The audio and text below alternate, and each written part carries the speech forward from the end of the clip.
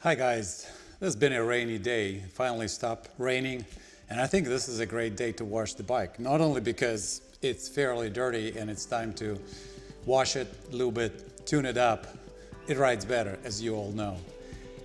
The other thing is that this bike gets a new toy to wear, and this is a replacement to my 11-year-old Exposure Blaze tail light. This light has been amazing for the last 11 years.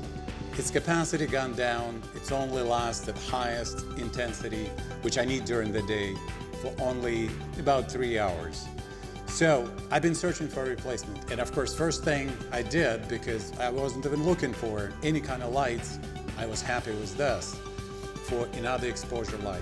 And I realized that indeed, many of you may know, but Exposure released Exposure Blaze Mark III light.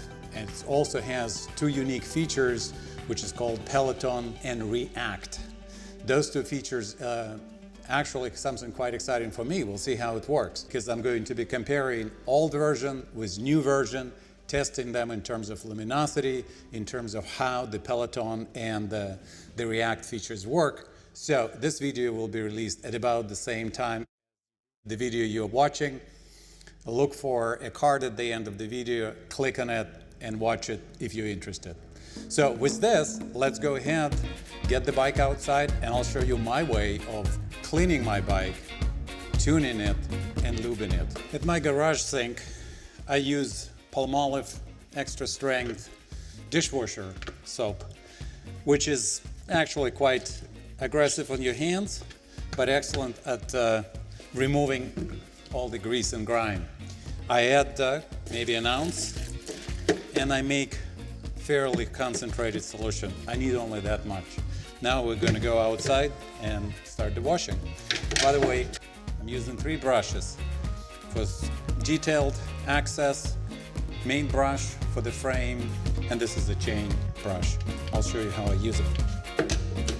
Specifically for bike washing, I'm using this fairly inexpensive, it cost me only about $40, foldable tripod, which is easy to pull out from storage, install it outside, wash the bike and put it away. Okay, we're ready to wash the bike.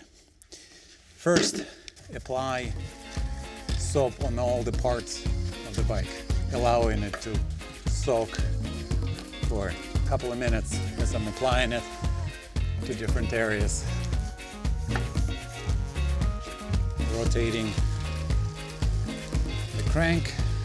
Now this small medium brush allows access in the crank set and the bottom bracket area.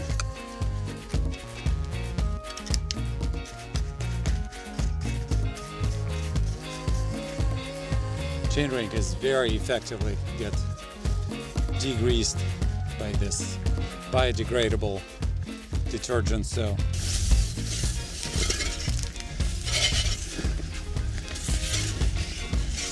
I'm applying it also on the handlebars and the area of the tape where I'm holding my palms, because sweat is a pernicious thing. It gets everywhere, and again, this detergent quite effectively removes it. Everything looks much better. Both sides of the rim, including brakes, outside at least, and the disc brake itself. Sometimes degreasing is beneficial for disc braking, though I didn't have any problems with disc brakes so far. I'm quite impressed, and this setup is amazing. I'm able to descend much faster because of predictable nature of disc brake. In the rear, I installed one 40mm discs after riding for a while. 160mm disc originally that came as a part of the set, because rear is very easy to lock up, much easier than front. This allows me for greater range of modulation, and I find it much more secure on the ride. When I'm braking, I'm less of a concern that I will start fishtailing. So I also apply quite a bit of this soapy solution on the cog set. Now I will take this small brush and apply it on the chain as well as cleaning it at the same time. I'm simply applying it while holding the brush here. It cleans inside of the cogs. You know, otherwise it's just a painful job to do it one cog at a time.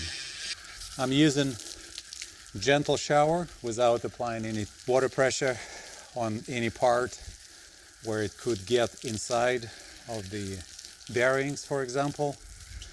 But based on what I've seen professional teams are doing during their tours on the parking lot, this is essentially the same technique. And if it's good enough for them, it's good enough for me.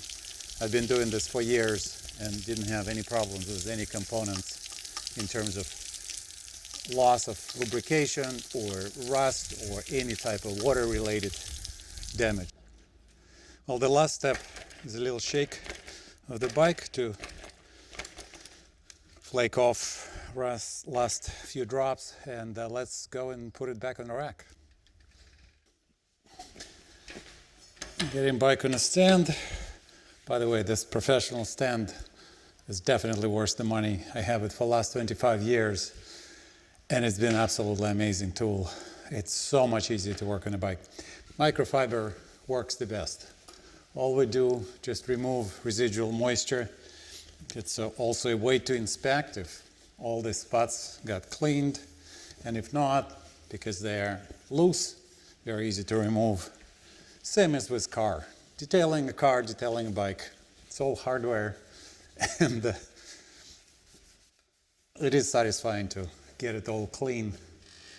It's also a safety inspection because you pay attention to what parts may be under stress, worn off, God forbid cracks. It's always nice to have free hub shiny. Old arm warmers, inside out, with the fleecy part, perfectly for scraping moisture as well as the residual dirt. Surprisingly, there's not much dirt here. Okay, I typically leave at this point bike to dry. The lubricant I like is C3 ceramic lube. This is for dry riding. As you could see, bike nice and clean, and let's apply the lube.